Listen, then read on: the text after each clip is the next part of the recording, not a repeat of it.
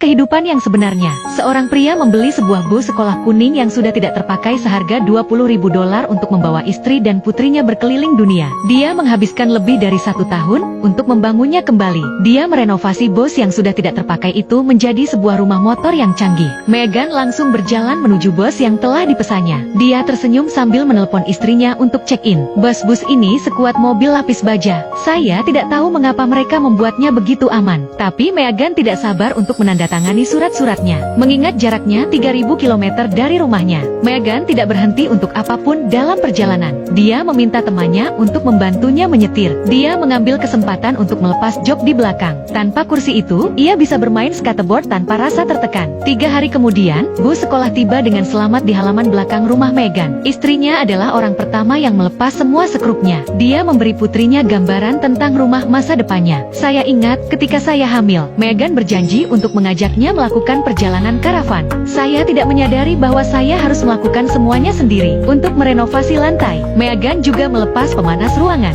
Membongkar plafon adalah pekerjaan yang sulit. Meghan tidak tega membiarkan istrinya melakukannya. Dia harus meminta saudaranya untuk menggantikannya. Dan kemudian ada sisanya. Dia harus melepas lantai karet dan mengamplas karat dari mobil. 2 tugas ini saja membutuhkan waktu 1 bulan penuh. Dan setelah selesai, logam-logam yang terpapar itu dipoles untuk mencegahnya berkarat dengan cepat. Setelah itu, Meghan berencana untuk membersihkan bodi. Dia tidak menyadari bahwa mobilnya bocor begitu parah. Dia menghentikan istrinya untuk menyiram. Ternyata sekrup jendela dan rel tetesan air telah rusak. Meghan tidak punya pilihan lain selain melepas semua jendela. Dia harus membeli kaca baru dan menggunakan bahan penyegel baru untuk memperbaikinya. Jadi dia tidak perlu khawatir tentang hujan di luar dan air di dalam. Keesokan paginya Meghan mulai memperbaiki bilah-bilah di atap. Setiap potongan kayu harus dilubangi terlebih dahulu sebelum bisa disekrup ke rangka atas. Busa ditambahkan di antara bilah dan rangka. Busa di antara bilah dan rangka mengurangi perpindahan panas dari baja ke kayu. Selama ini, anak perempuan mereka yang berusia 3 bulan bersama mereka. Dindingnya juga perlu diberi bilah.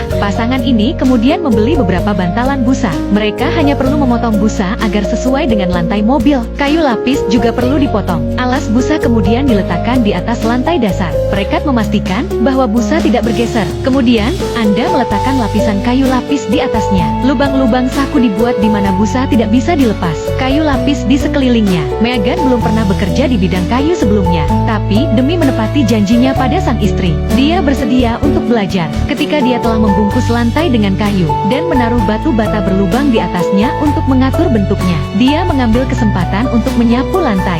Sementara itu, istri dan anak perempuannya sedang bermain di rumput. Itu adalah beban yang sangat berat untuk dipikul. Untuk mengalirkan udara di dalam mobil, Meghan mengubah palka darurat bagian atas menjadi sunroof. Hal ini juga memenuhi keinginannya untuk berbaring di tempat tidur dan melihat bintang-bintang. Namun mengingat cuaca yang tidak dapat diprediksi saat bepergian, kedap air dan insulasi panas pada atap tidak boleh diabaikan. Meghan mencuci atapnya berulang kali dengan semburan air bertekanan tinggi. Kemudian dia memasang selotip di sekeliling atap. Atapnya dicat ulang 2 kali dengan cat tahan air berwarna putih.